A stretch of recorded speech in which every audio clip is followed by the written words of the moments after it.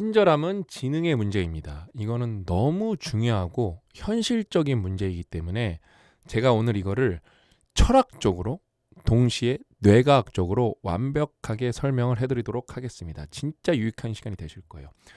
오늘도 여러분 우리는 인생을 위한 최소한의 생각에서 글 한 편을 읽어볼 텐데 여러분도 이거를 이따가 직접 보시면 아시겠지만 그냥 거기에 사용된 어휘들이 그 다음에 이 문장의 구조가 너무 아름답고 진짜 통찰력이 너무 뛰어납니다. 이거는 제 얘기가 아니라 제가 이거를 관련해서 쇼츠로 올려드린 게 많거든요. 여기에 글의 수준과 품격이 뛰어나네요. 위에 글 같은 수준이 되는 이들과 상대해야지요. 안 된다면 멀리하세요. 배울 게 없고 하향평준화 되기 십상이니까요.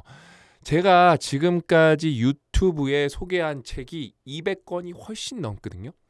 근데 글의 수준과 품격이 뛰어나야 해요. 이런 피드백은 잘 받아본 적이 없어요. 그러니까 내용이 좋네요. 통찰력이 뛰어나네요. 이런 피드백은 많이 받아봤는데 그냥 글 자체가 아름답고 대단하네요. 이런 댓글은 인생을 위한 최소한의 생각이 처음 달리는 거예요. 이 책은 여러분 대국민 필독서고요. 진짜 과장 없이 이 책은 10번 이상 읽어보시는 거를 강력하게 추천드립니다. 제가 읽는 방법도 다 제가 알려드릴게요. 오늘 본론으로 넘어가 보면은 이거는 제가 거인을 읽다 특강 때 이 명언은 이미 몇 번을 소개해드렸어요. 저는 진짜 이 명언을 처음 발견했을 때 고 대표님이랑 진짜 감탄을 했어요. 와, 엄청난 명언이다. 진짜 엄청난 명언이다. 그러면서 울림이 너무 크고 깊었어요. 그래서 제가 하나하나 다 읽어드릴게요. 언제나 친절하라. 당신이 만나는 모든 이는 당신이 전혀 모르는 싸움을 하고 있기 때문이다. 이거는 다시 봐도 울림이 장난이 아니에요. 길을 가다 마주치는 사람들은 저마다 보이지 않는 짐을 지고 있다. 겉으로는 평온해 보여도 누군가는 병든 가족을 간호하며 잠을 설치고 누군가는 경제적 파탄의 벼랑 끝에 서 있으며 누군가는 오래된 상처와 싸우고 있다. 근데 우리가 이걸 겉으로 봤을 때 알 방법이 잘 없잖아요. 그렇죠? 근데 사람마다 맥락만 다르고 상황만 다를 뿐이지 다 힘든 게 있거든요. 다 그들의 삶 안에는 힘든 지점이 있어요. 계속 읽어볼게요. 우리는 그들의 내면을 들여다볼 수 없다. 겉모습만으로 사람을 판단하는 것은 위험하다. 무례해 보이는 태도 뒤에는 감당하기 힘든 고통이, 냉담한 표정 뒤에는 극심한 피로가 숨어 있을 수 있다. 우리가 보는 것은 빙산의 일각뿐이고 수면 아래에는 우리가 상상할 수 없는 무게가 가라앉아 있다. 문장 표현이 진짜 여러분 너무 아름답지 않나요? 우리가 보는 것은 빙산의 일각뿐이고 수면 아래에는 우리가 상상할 수 없는 이 부분, 무게가 가라앉아 있다. 삶의 무게가 가라앉아 있는 거예요. 그 거대한 무게를 짐작하는 것만으로도 우리의 시선은 한결 부드러워질 수 있다. 이거는 진짜 엄청난 문장입니다. 그 거대한 무게를 짐작하는 것만으로도 우리의 시선은 한결 부드러워질 수 있다. 제가 이따가 이거 다 다시 설명을 해드릴게요. 친절은 이 사실을 인정하는 태도다. 상대의 처지를 정확히 알 수 없기에 이게 되게 중요한 전제 조건이죠. 그렇죠? 먼저 부드러움을 건네는 것이다. 작은 친절 하나가 누군가에게는 하루를 버틸 힘이 될 수 있고 사소한 따뜻함이 절망의 끝에 선 사람에게는 희망의 증거가 될 수 있다. 당신도 보이지 않는 싸움을 하고 있듯 다른 이들도 그러하다. 저는 이거 보면 눈물 날 것 같아요. 판단하기 전에 이해하려 하고 화내기 전에 공감을 떠올려 보자. 여러분 공감은 뭐죠? 전두엽의 영역이에요. 그래서 진짜로 지능이 낮으면 공감을 하기가 쉽지가 않아요. 그래서 여러분 친절은 뭐예요? 진짜 뇌과학의 영역입니다. 친절은 타인의 고통을 헤아릴 줄 아는 성숙함이다.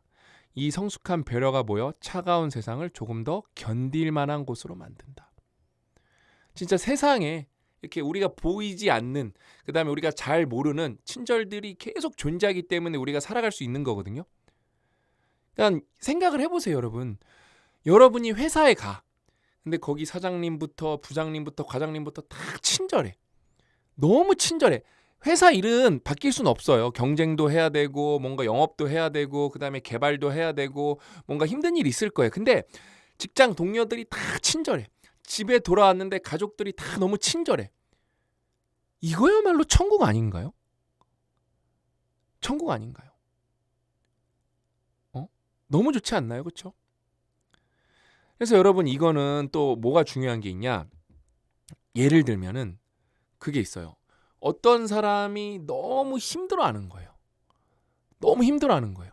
근데 그게 사실 겉으로는 드러나지 않아. 예를 들면 이런 상황인 거예요. 여러분들이 전철에 있는데 누가 여러분들을 툭툭 쳐요. 툭툭 쳐요. 기분 나쁘잖아요. 그러니까 한두 번은 그러려니 할 수 있는데 이게 굳이 이 사람이 나를 툭툭 치지 않아도 되는데 자꾸 툭툭 쳐요. 툭툭 쳐요. 그래서 자꾸 툭툭 치지 마세요. 그러니까 그 사람이 죄송합니다 했는데 나중에 알고 보니까 이렇게 자세히 보니까 그 사람이 이렇게 바지를 약간 뭔가 불편해서 걷어 올렸는데 이 무릎 한쪽에 그 예를 들면 이렇게 쇠로 된 보조기가 이렇게 착용이 돼 있는 거예요. 그러니까 저 사람은 쉽게 걸을 수 없었는데 그러니까 서 있기도 힘든 거였어요. 그냥 왜냐면은 외부에 보조기를 착용했으니까. 그런 걸 알고 나면 어때요? 이 사람이 나를 일부러 친 게 아니라 서 있는 게 쉽지 않았구나. 그래서 이게 흔들릴 때마다 이게 무게중심이 무너진 거구나. 그걸 알고 나면 어때요?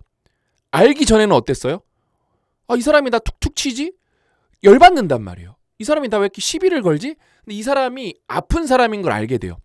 다 공감을 하게 돼요. 그러니까 이 사람이 그렇게 아플 수도 있다. 사정이 있을 수도 있다. 이거를 짐작하면 어때요? 시선이 부드러워질 수밖에 없어요. 이게 너무 중요한 내용이에요.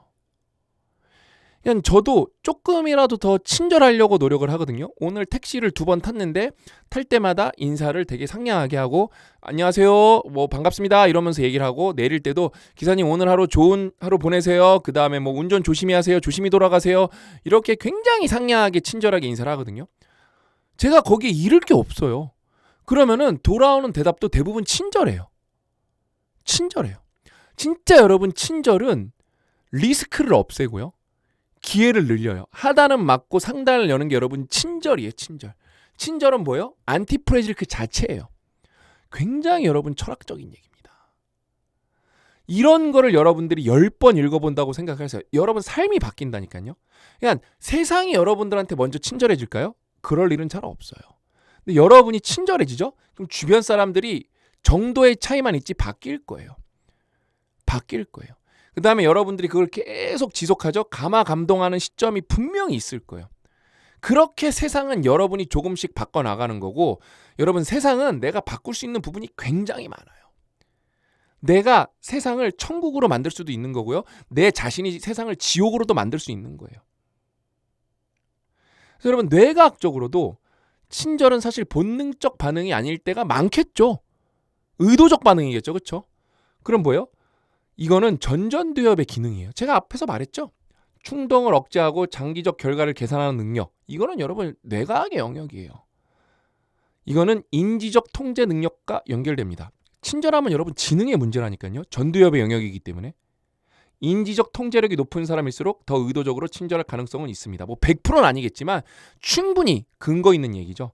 그다음에 이건 뭐 말할 것도 없죠. 정서지능. EQ는 우리가 어디서 배웠죠? 옵티말에서 우리가 데니얼 골만 박사님한테 제대로 배웠죠?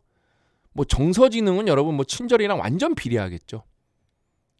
그렇죠? 여러분 철학적으로도 뇌과학적으로도 뭐예요? 친절은 지능의 문제인 거예요.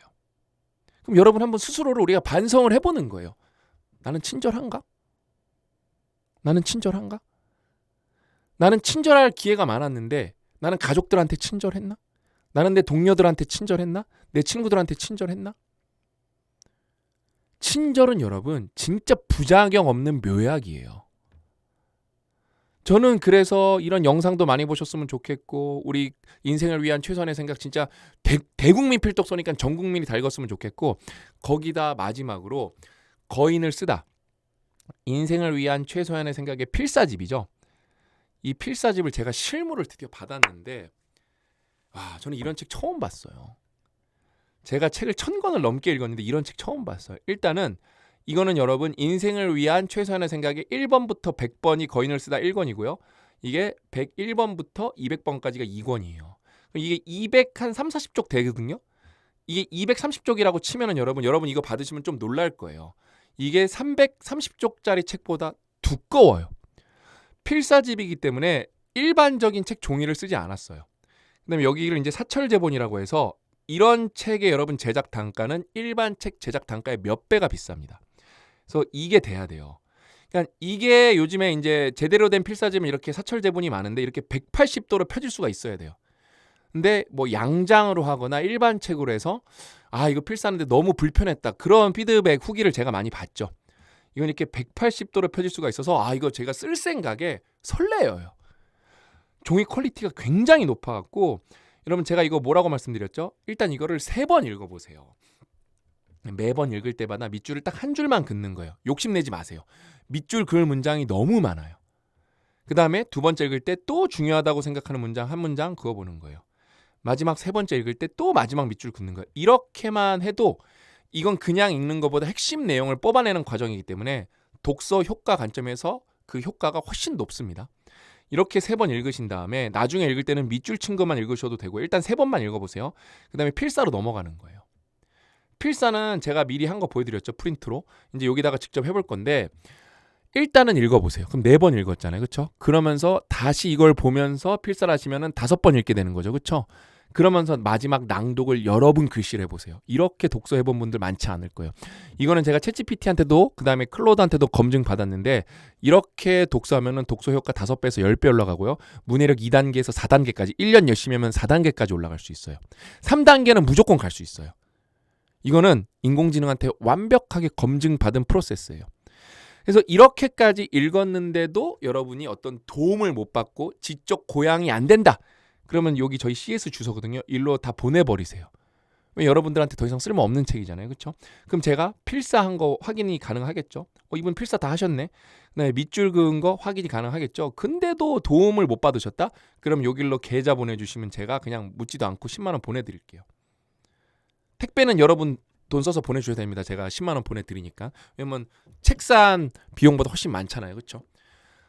제가 여러분 책 추천을 200번을 넘게 했지만 이거 이렇게 읽으셨는데 효과 안 나면은 10만 원 제가 개인적으로 보상하겠습니다. 이런 얘기는 처음 하는. 왜냐면은 이거는 공개된 거예요. 여러분도 이거 읽으실 수 있잖아요. 그렇죠? 이걸 쇼츠로 보신 분들도 글의 수준과 품격이 뛰어나다고 이런 댓글이 계속 달리고 있어요. 근데 여러분 이거는 쇼츠로 보는 것보다 쇼츠는 뭐예요? 읽어주는 거죠. 읽어주는 거랑 여러분 읽는 거랑 완전히 뇌과학적으로 다른 거예요. 직접 읽어보셔야 됩니다. 어떻게? 밑줄 그으면서 필사하시면서 그다음에 낭독하시면서 그렇게 읽으시면 여러분이 평생 읽었던 어떤 책보다 많이 남고 체화가 많이 되실 거예요. 그럼 이 책은 도대체 왜 이렇게 좋냐? 오늘도 고 대표님이랑 그 얘기 했는데 뼈대가 거인을 읽다라서 그래. 진짜 뿌리가. 거인을 읽다는 여러분 어떤 책이죠? 우리나라에 이거는 그냥 이견이 없어요. 제가 이견을 아직까지 못 봤어요. 우리나라에 존재하는 그냥 독보적 압도적 1위 명언집입니다. 인생에서 명언집 한 권은 진짜 꼭 읽어봐야 되거든요. 보시면 아세요. 이게 제가 갖고 온 건데 이런 내용을 큐레이션을 해놓은 거기 때문에 진짜 깊이가 차원이 달라요. 이 1400개를 뽑아내는데 저희가 고 대표님이랑 10만 개가 넘는 쿼트, 인용구를 영어로 봤어요. 이거를 뽑아내기 위해서. 그래서 우리나라에는 없는 명언들이 대부분이에요.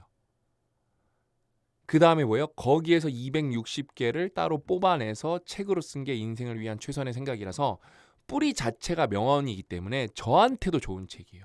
명언은 제가 한 얘기 아니잖아요. 그렇죠?